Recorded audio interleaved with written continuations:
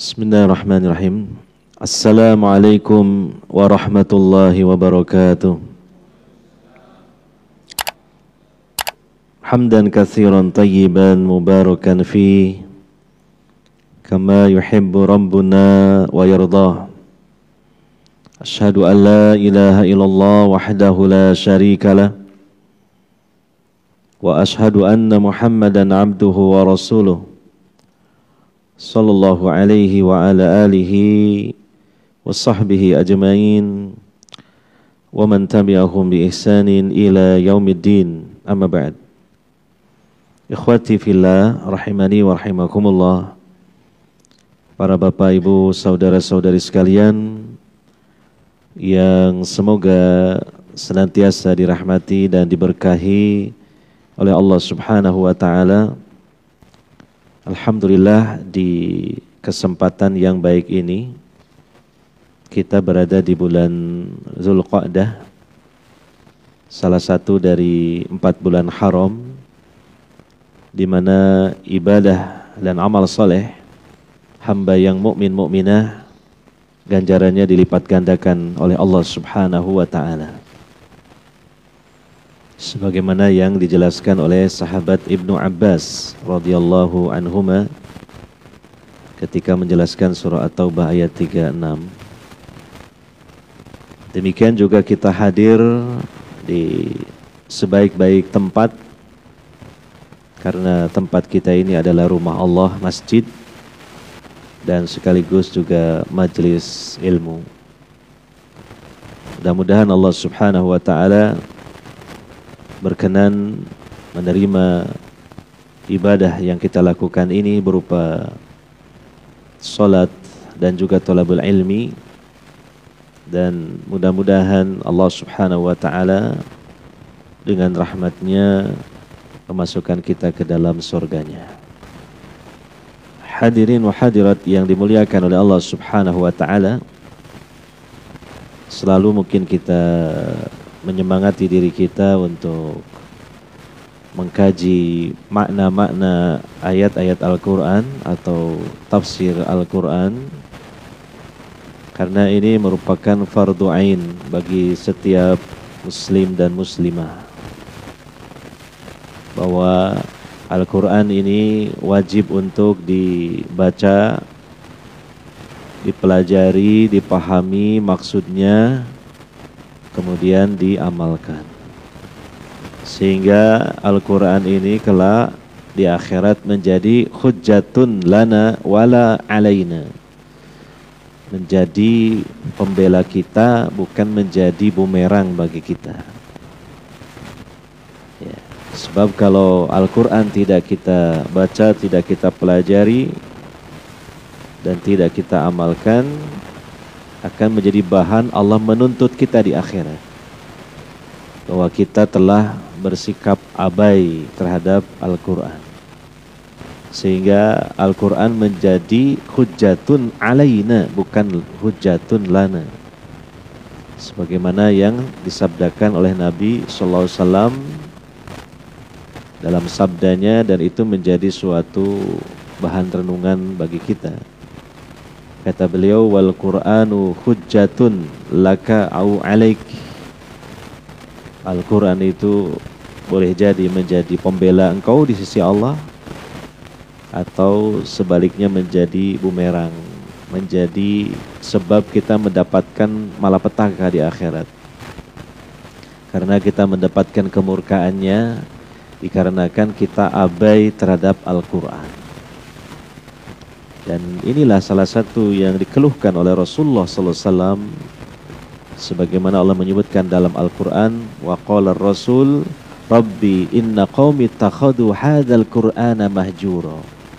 Berkata Rasulullah SAW, wahai Rabbku, umatku telah menjadikan Al-Quran ini sebagai sesuatu yang diabaikan, diterlantarkan.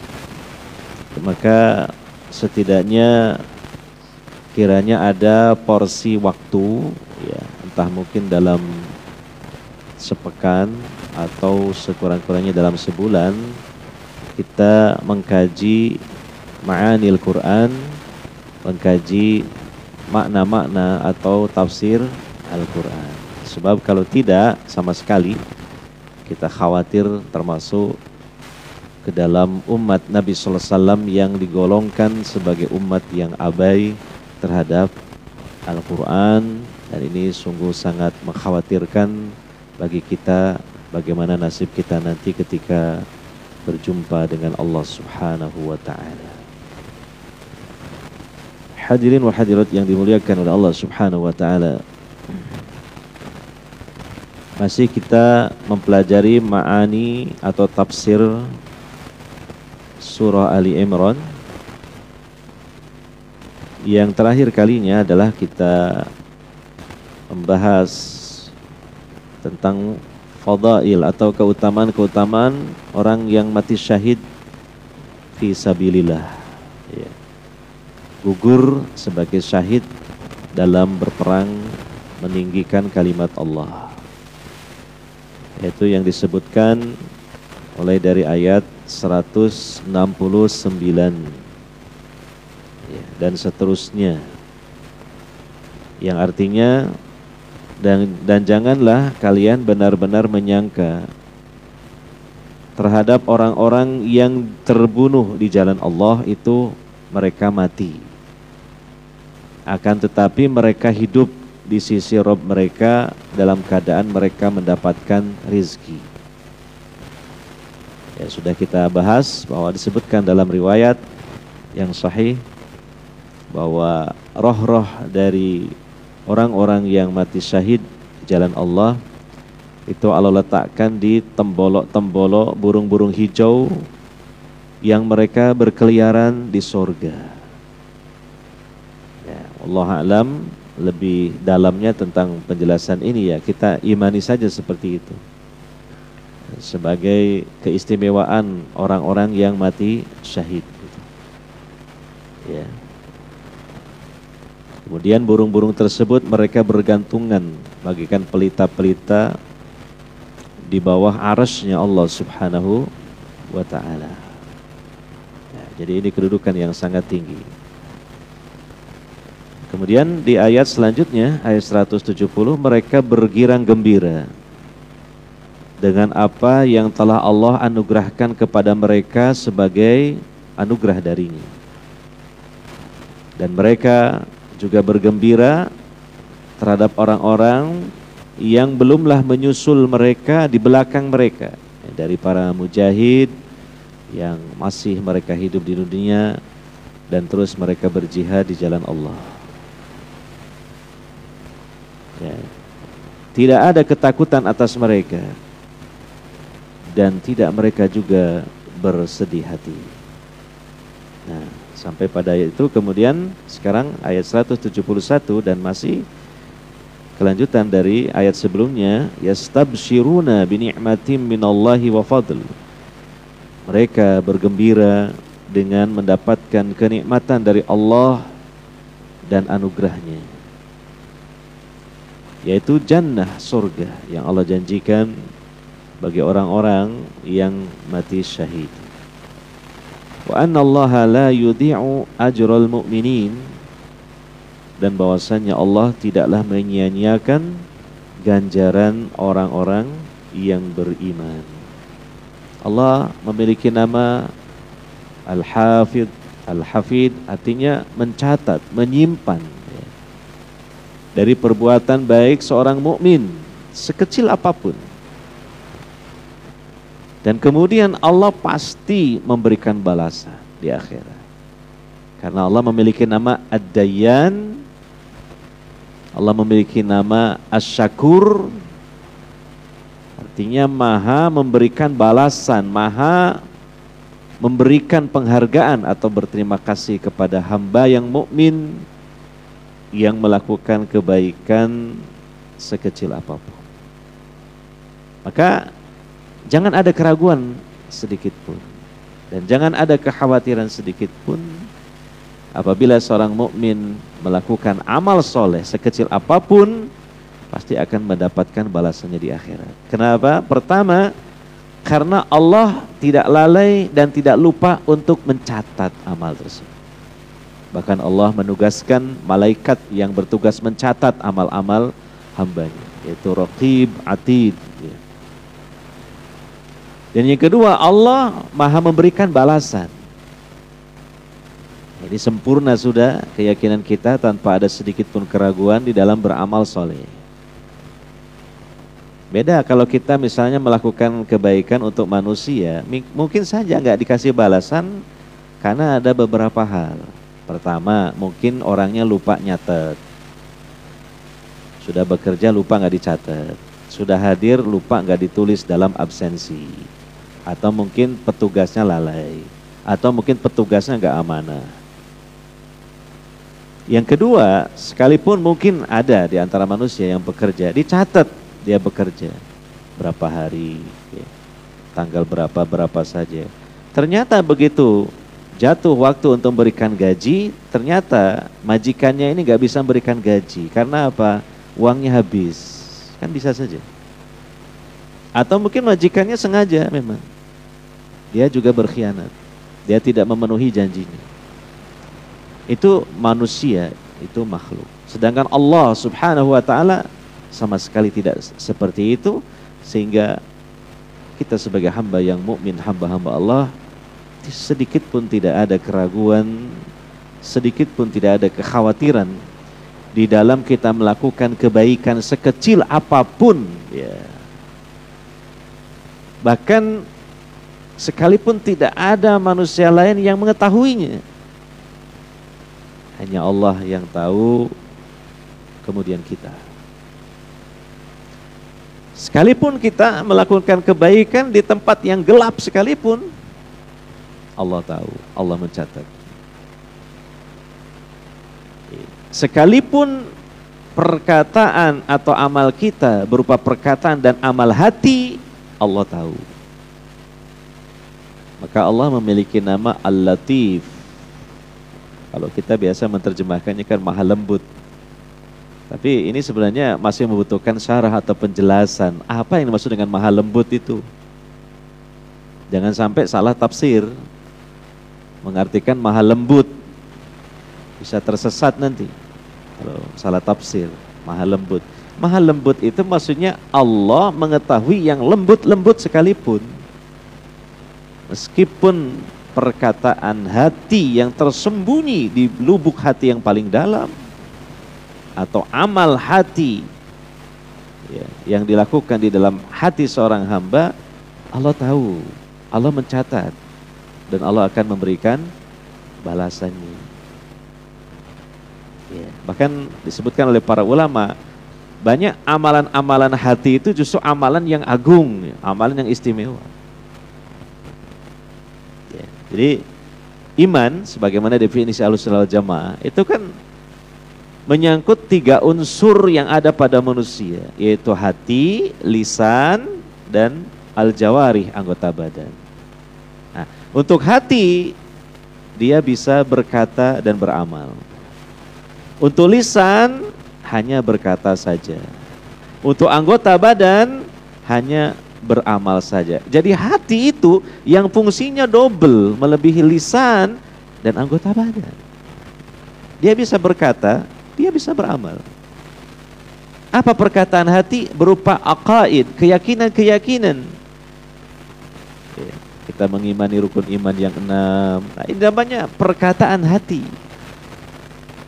Maka harus betul-betul di dalam kita mengimani perkara-perkara aqaid ini berupa akidah sahihah, akidah yang sahih, yang benar, jangan sampai ada kesesatan di dalamnya. Sebab besok hati kita dalam berakidah atau dalam berkata itu dimintai pertanggungjawaban oleh Allah Subhanahu wa taala. Allah menyatakan wala takfu ma laisa laka bi'ilm innas sam'a wal basar wal fuad kullu ulaika kana anhu mas'ula. Jangan engkau ikuti apa saja yang engkau tidak ada ilmunya. Sesungguhnya pendengaran, penglihatan dan hati, semuanya bakal dimintai pertanggungjawaban oleh Allah Subhanahu wa taala. Dalam rukun iman yang 6 ada 6 bab, harus betul-betul kita pelajari dengan benar. Iman kepada Allah, situ juga membahas tauhid, rububiyah, uluhiyah, asma wa sifat. Asma wa sifat harus betul sesuai dengan pemahaman yang betul, pemahaman yang benar. Jangan sampai kita belum tahu atau ilmu kita masih ada kekeliruan-kekeliruan. Harus kita evaluasi itu. Tauhid, rububiyah sudah beres, kalau sudah alhamdulillah. Dan sepertinya ini paling banyak yang sudah beres di kalangan kaum muslimin. Tauhid uluhiyah, ini sudah mulai. Ada beberapa kaum muslimin yang belum beres.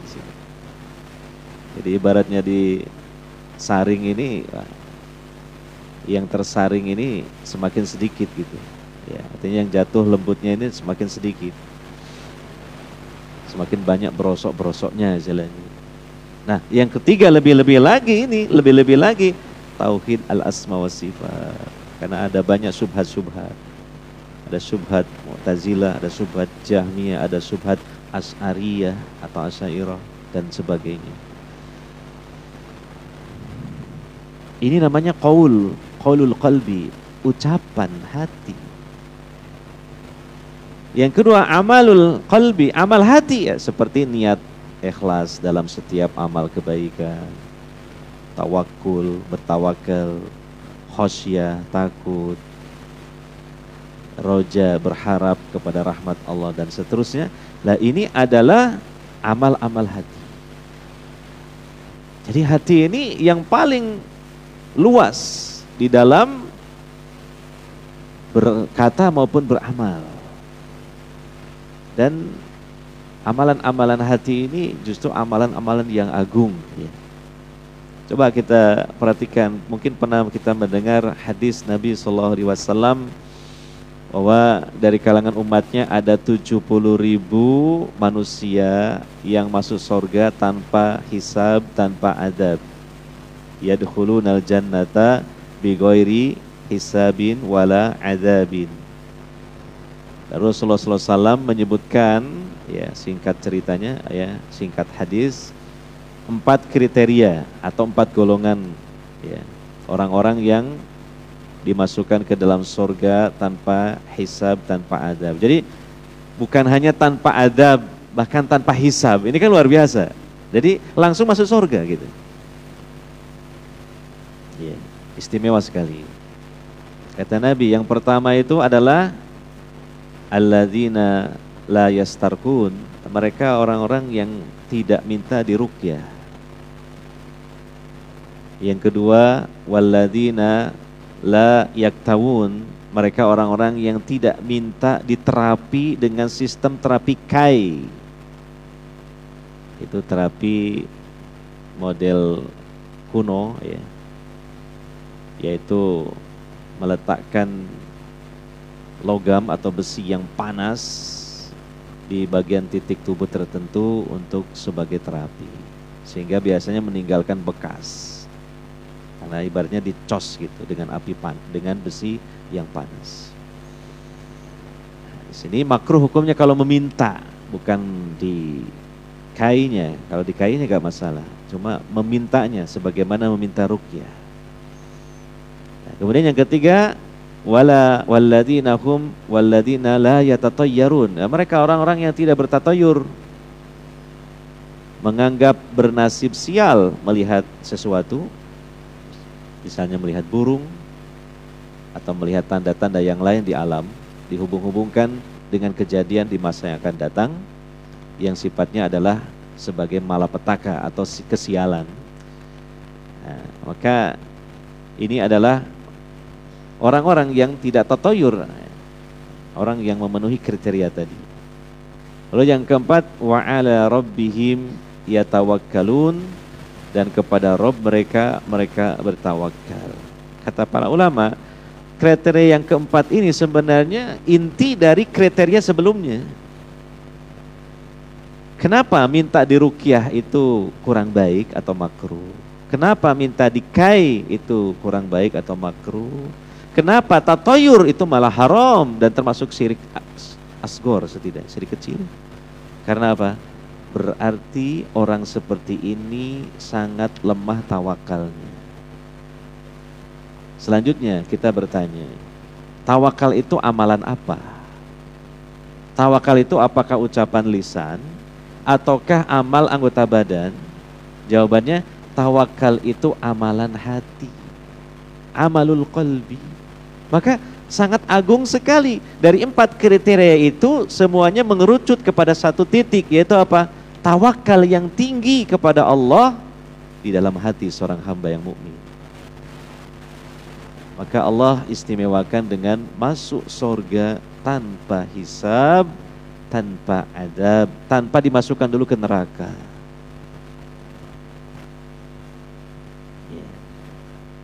Nah, jadi ini amalan hati ya juga hendaknya selalu kita kontrol, yaitu dengan ilmu yang benar, bukan hanya ucapan lisan dan juga gerakan anggota badan saja. Bahkan ya setiap amal soleh berupa ucapan lisan ataupun amal soleh berupa gerakan anggota badan harus dilandasi dengan amal hati berupa keikhlasan, baru disebut amal soleh. Baru disebut amal soleh. Coba contoh ucapan lisan yang baik apa? Baca Quran. Kalau hatinya tidak ikhlas, nggak dapat pahala. Contoh gerakan anggota badan, misalnya kita menolong orang yang kesusahan. Kalau hatinya gak ikhlas, tidak dapat pahala, malah dapat dosa, karena ikhlas itu wajib hukumnya. Di sini loh pentingnya, kita harus selalu menelisik hati kita. Jadi jangan sampai kita melakukan ketaatan kepada Allah tapi mengandung maksiat. Kenapa? Karena hati tidak ikhlas. Ya Pak, tidak. Bisa saja orang beramal soleh dohirnya, ternyata mengandung maksiat. Apa maksiatnya? Tidak ikhlas. Contoh, insya Allah sebentar lagi kita mau beridul kurban, ya, dan menyembelih hewan kurban.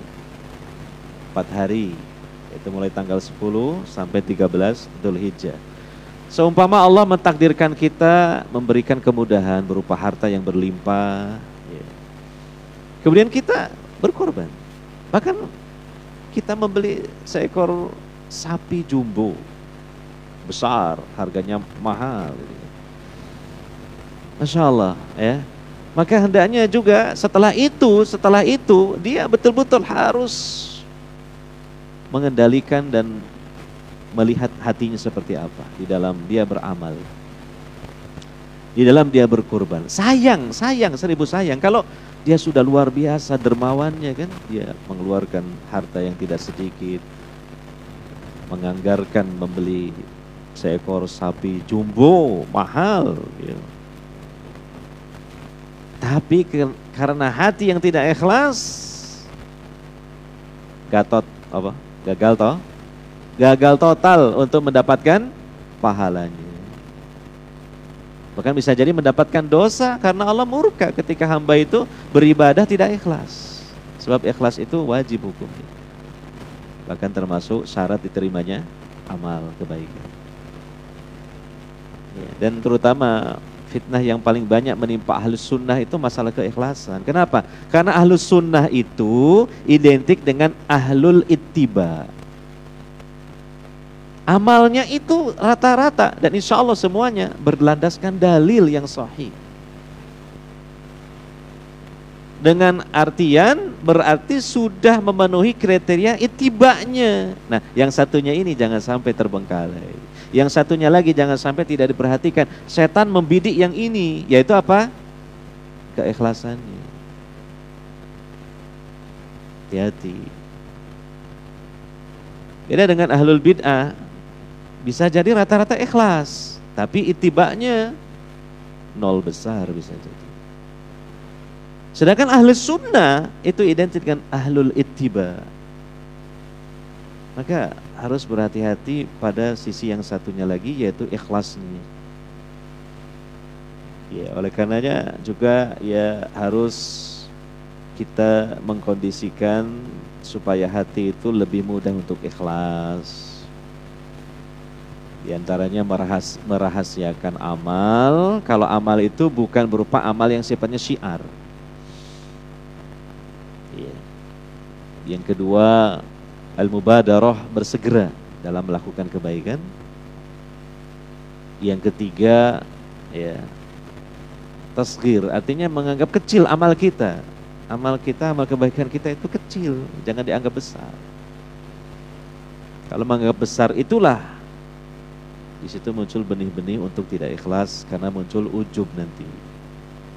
Jadi kalau kita anggap kecil, kecil amal saya ini ya dibanding dengan amalnya orang-orang soleh terdahulu, para sahabat.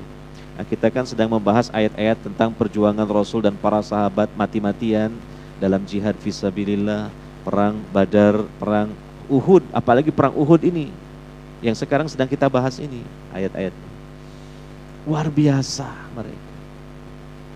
Bukan cuma mereka mengucurkan keringat dan air mata saja, bahkan cucuran darah hingga sampai darah penghabisan.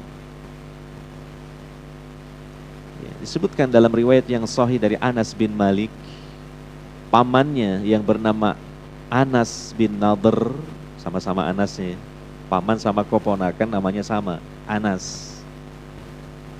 Anas bin Nadhr berkata kepada Rasulullah, "Ya Rasulullah, saya dalam perang Badar tidak ikut, tidak turut serta." Ya, karena tidak semua sahabat ikut dalam perang Badar. Sebab pada awalnya perang Badar itu kan Nabi membawa beberapa sahabat untuk mencegat kafilah dagangnya Abu Jahal dari Syam menuju Mekah, yang itu melewati Madinah, kan gitu awal. Ya. Sehingga ya ada cukup banyak sahabat yang tidak ikut dalam perang Badar. Yang ikut dalam perang Badar sekitar 300, lebihnya hanya beberapa belas saja. Selanjutnya kata Anas bin Nadhr, "Saya berjanji dan nanti Allah akan tahu apa yang akan saya lakukan jika saya ditakdirkan ikut peperangan berikutnya." Qadarullah, Allah mentakdirkan Anas bin Nadhr ikut perang Uhud, perang setelah perang Badar. Singkat cerita, ya, ketika kaum muslimin porak-poranda, ya, setelah pasukan pemanah yang sudah sebelumnya ditempatkan oleh Rasulullah SAW, mereka berpindah posisi, turun untuk mengambil ghanimah.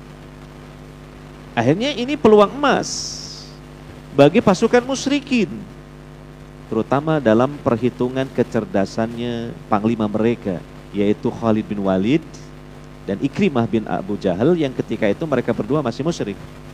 Mereka memimpin pasukan berkuda memutar arah dari belakang, menghantam dari belakang pasukan muslimin hingga pasukan muslimin kocar-kacir berantakan. Banyak para sahabat yang gugur sebagai syuhada, termasuk Hamzah bin Abdul Muttalib. Maka ketika keadaan seperti itu, Anas bin Nadhr, kemudian dia berpapasan dengan Sa'ad bin Mu'ad al-Ansari radhiyallahu anhu. Lalu dipanggil, "Hai Mu'ad, hai Sa'ad bin Mu'ad, Sa'ad, aku mencium aroma surga di kaki gunung Uhud." Gitu. "Ajidu rihal jannah ya, duna Uhud." Aku mencium aroma surga di kaki gunung Uhud. Nah, ini karomah namanya, karomah. Tidak semua sahabat Allah sampaikan ya aroma wanginya surga. Ya, hanya Anas bin Nadhr itulah yang tahu seperti apa aromanya. Ya. Kita tidak bisa juga membayang-bayangkan dan tentu tidak bisa dibandingkan dengan aroma-aroma wangi yang lainnya yang kita temukan di dunia ini. Karena ini adalah aroma surga. Kemudian langsung Anas bin Nadhr dia menyerbu, menghantam pasukan musuh dengan sangat-sangat berani, tidak ada sedikit pun ketakutan. Karena beliau sangat rindu dengan surga, karena sudah disampaikan ke hidungnya itu aroma surga. hingga akhirnya dia dihantam juga oleh musuh-musuh sampai wafat sebagai syahid. Ditemukan jenazahnya sudah tidak berbentuk lagi, kata Anas bin Malik selanjutnya. Dan jasadnya pun sudah dimutilasi oleh orang-orang musyrik. Itu kebiasaan tidak beradabnya orang-orang musyrik begitu. Kalau membunuh, itu jenazah sudah mati pun masih dicincang, namanya dimutilasi, ditamsil namanya.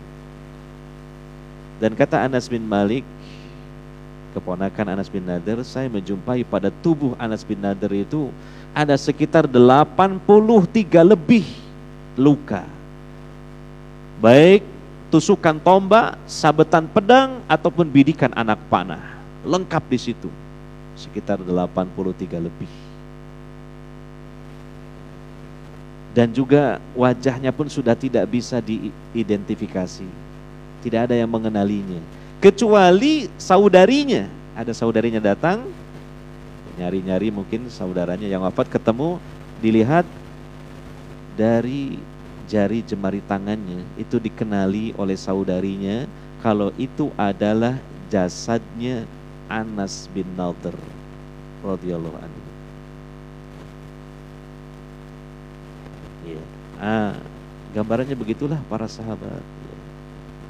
Ya, kalau kita kan masih belum jauh lah, mungkin di belakang mereka jauh seperti itu. Kalau orang sudah mengorbankan jiwa raga dalam jihad itu kan sudah sedermawan-dermawan orang. Bukan cuma harta yang dikeluarkan, bukan harta yang dikorbankan, sudah jiwa raga itu kan sudah sedermawan-dermawan orang. Yang kita miliki ini kan terakhirnya kan jiwa dan raga. Nah, itu dikorbankan, dipersembahkan untuk Allah Subhanahu wa ta'ala dalam jihad fisabilillah. Makanya mereka pantas saja ia mendapatkan ganjaran yang istimewa seperti yang disebutkan di ayat-ayat sebelumnya. Ya, sebelum Allah mengadakan kiamat dan juga peradilan pun, roh mereka itu sudah Allah tempatkan di tembolok-tembolok burung-burung hijau yang berkeliling-keliling di sorga. Dan burung-burung itu mereka bergantungan di bawah arsy-Nya Allah Subhanahu wa ta'ala.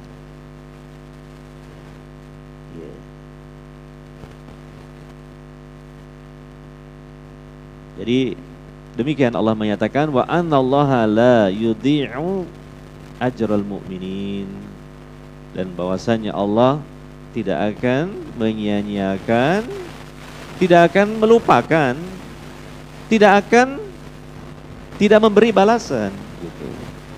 Itu namanya tidak menyia-nyiakan ganjaran orang-orang yang beriman. Selanjutnya ayat 172. Alladzina istajabu lillahi war rasuli min ba'di ma asabahumul qarhu, yaitu orang-orang yang mengijabahi, memenuhi panggilan Allah dan Rasul sallallahu alaihi wasallam setelah mereka mendapatkan luka-luka yang menimpa mereka. Ya. Lilladzina ahsanu, dan bagi orang-orang yang telah berbuat kebajikan, minhum diantara mereka, wattaqau, dan mereka bertakwa, ajrun azim, ganjaran yang sangat besar.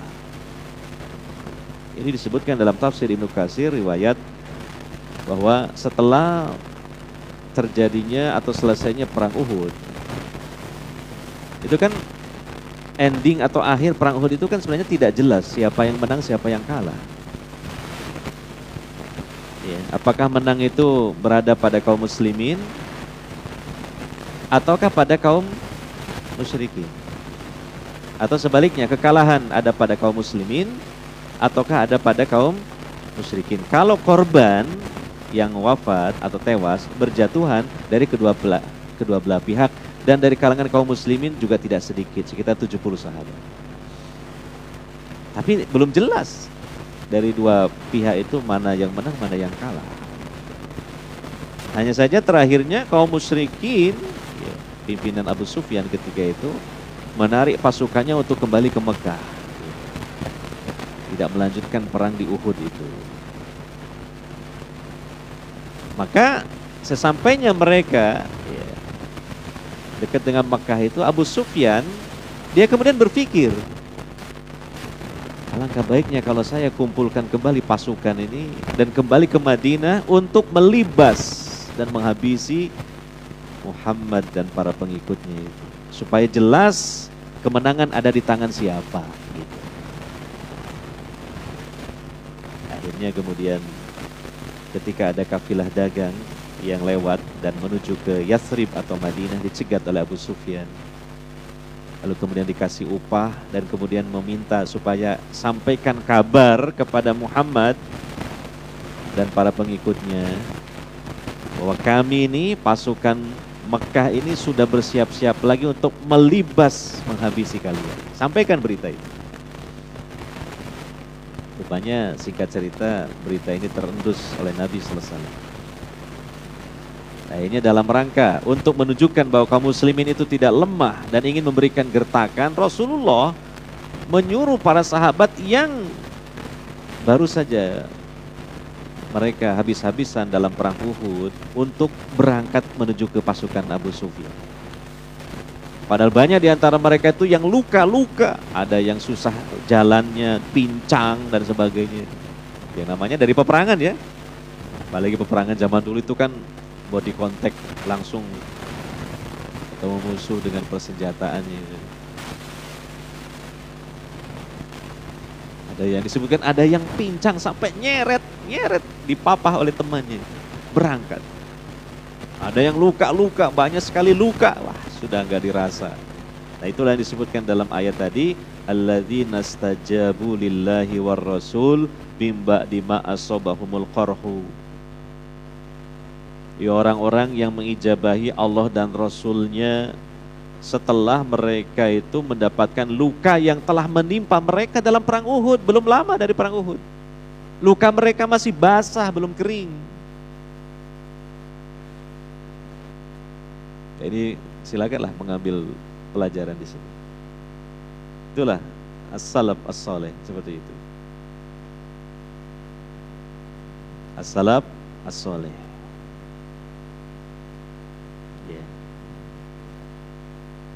Dan kemudian sampailah beritanya kepada Rasulullah dan para sahabat dari kafilah dagang yang disuruh oleh Abu Sufyan itu untuk menakut-nakuti. Itu nanti diterangkan di dalam ayat selanjutnya. Maka Nabi dan para sahabat tidak merasa gentar dan takut sama sekali, malah mengatakan hasbunallah wa ni'mal wakil. Cukuplah Allah sebagai penolong dan dialah sebaik-baik pelindung. Nah, dilanjutkan, ini masih kelanjutannya memang ayat 173. Alladzina qala lahumun nasu innan nasa qad jama'u lakum fakhshawhum. Itu orang-orang yang berkata manusia kepada mereka. Maksudnya manusia itu kafilah dagang tadi yang dititipi pesan oleh Abu Sufyan supaya mereka itu merasa takut gitu. Dikabarkan sesungguhnya Abu Sufyan sedang mengumpulkan dan mengkonsolidasi pasukannya untuk menghabisi kalian. Gitu. Maka takutlah kalian kepada mereka. Gitu. Ternyata apa? Yang terjadi bukan takut, bukan gentar, malah fazadahum imana. Ditakut-takuti, bukan takut, bukan gentar, malah semakin bertambah iman mereka. Nah, ini pasukan seperti ini kan, wah, susah dikalahkan. Mental baja seperti ini kan. Itulah Nabi sallallahu alaihi wasallam dan para muridnya beliau, para sahabat. Ditakut-takuti bukan takut. Malah apa? Semakin bertambah keimanan mereka, dan mereka waqalu hasbunallahu wa ni'mal wakil. Cukuplah Allah sebagai penolong kami dan dialah sebaik-baik pelindung. Disebutkan dalam riwayat yang sahih, ucapan ini juga yang pernah diucapkan oleh Nabi Ibrahim alaihissalatu wassalam. Tatkala dia dihukum mati dengan cara dibakar hidup-hidup oleh penguasanya ketika itu.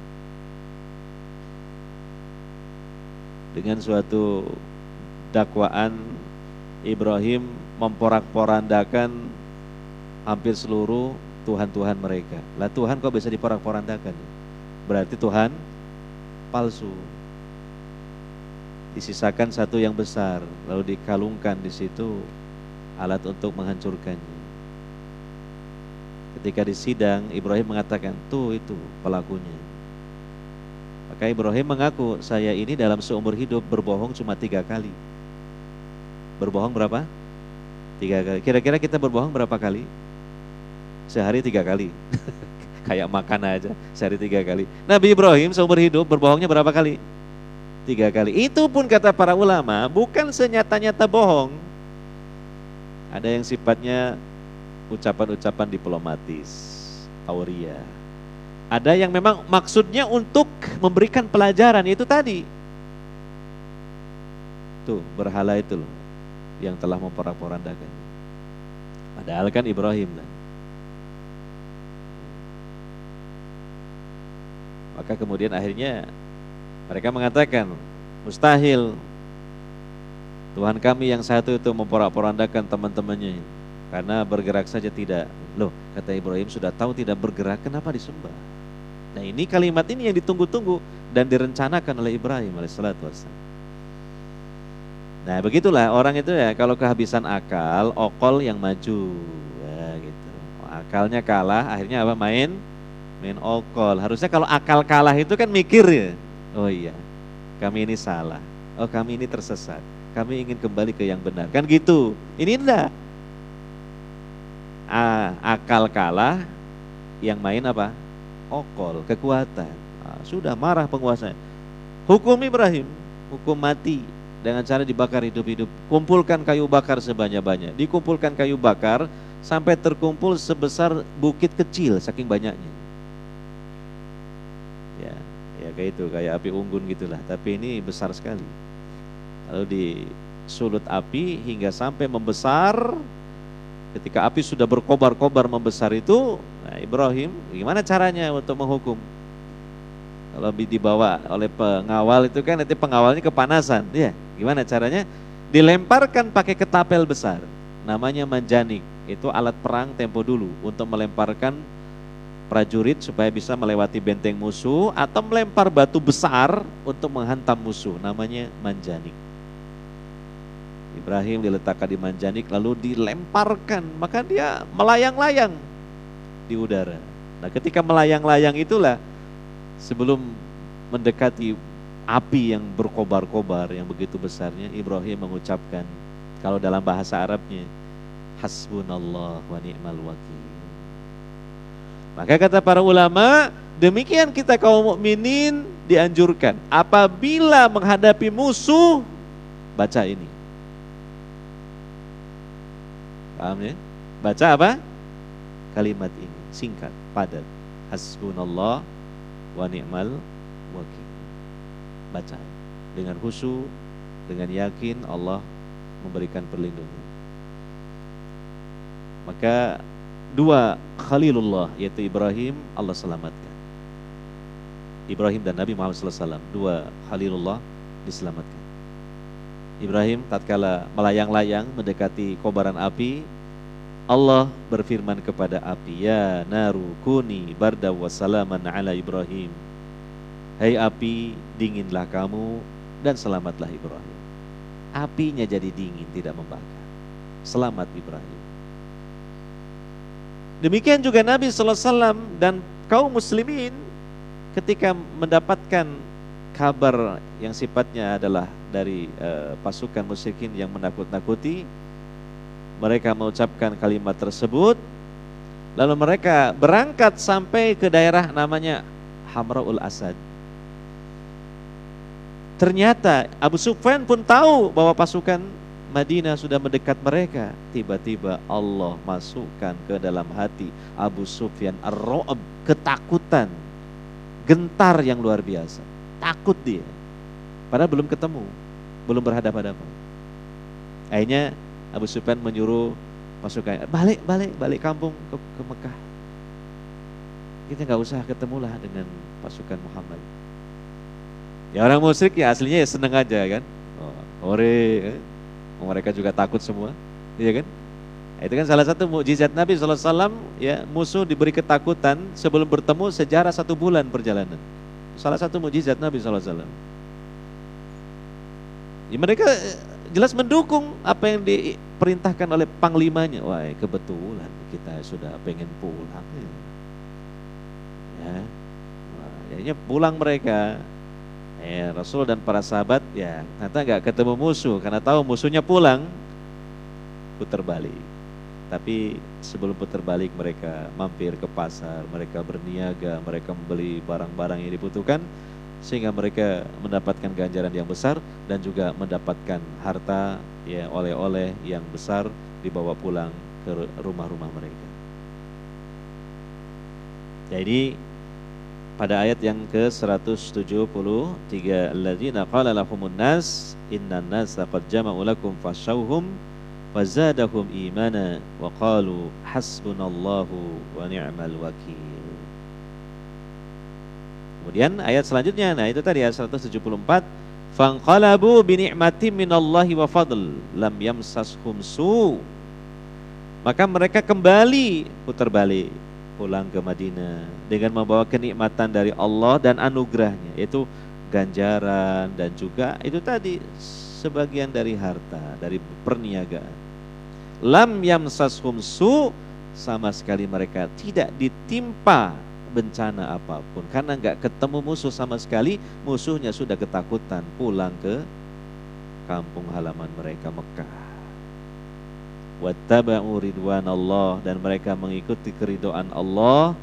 Wallahu dzu fadlin azim, dan Allah lah sang pemilik atau yang memiliki anugerah yang sangat besar.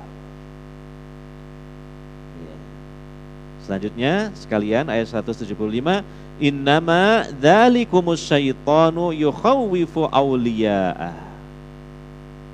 Yang demikian itu hanyalah syaiton yang menakut-nakuti kalian melalui para walinya, para pengikutnya. Jadi setan juga selalu turut campur ya dalam menghadapi kaum mukminin. Dan mereka tentu membackingi musuh-musuh kaum mukminin dari kalangan manusia. Mereka menakut-nakuti kaum mukminin melalui manusia-manusia yang menjadi pengikut setan. Ya, dalam hal ini Abu Sufyan dan pasukannya itu. Jadi ini trik seperti ini kadang terulang-ulang dalam sejarah. Ya. Menunjukkan kekuatannya, powernya, ini dan sebagainya. Itu sebenarnya setan menakut-nakuti kaum mukminin melalui agen-agennya di muka bumi dari para pengikutnya. Maka apa sikap yang benar? Dilanjutkan dalam ayat, fala takhafuhum, maka janganlah kalian takut kepada mereka. Haram takut pada mereka, karena hukum asal dari larangan itu dalam Quran maupun hadis hukumnya haram, bukan makruh, kecuali kalau ada dalil lain yang memalingkan. Hukum asalnya larangan haram. Di sini nggak ada dalil yang memalingkan, berarti haram kalau takut, karena Allah melarang. In kuntum, apalagi disandarkan kepada keimanan sebagai syaratnya. In kuntum mu'minin, jika kalian orang-orang yang beriman. Berarti kalau kalian takut, dipertanyakan iman kalian. Setebal apa? Setinggi apa? Kok takut? Nah, musuh-musuh kaum mukminin, mereka punya kekuatan, mereka punya jumlah dan sebagainya, dan dibackingi oleh setan. Sedangkan kita meskipun secara jumlah dan sebagainya mungkin kurang dari mereka, tapi dibackingi siapa? Allah. Kemudian para malaikatnya. Lebih kuat mana? Lebih kuat siapa sebenarnya?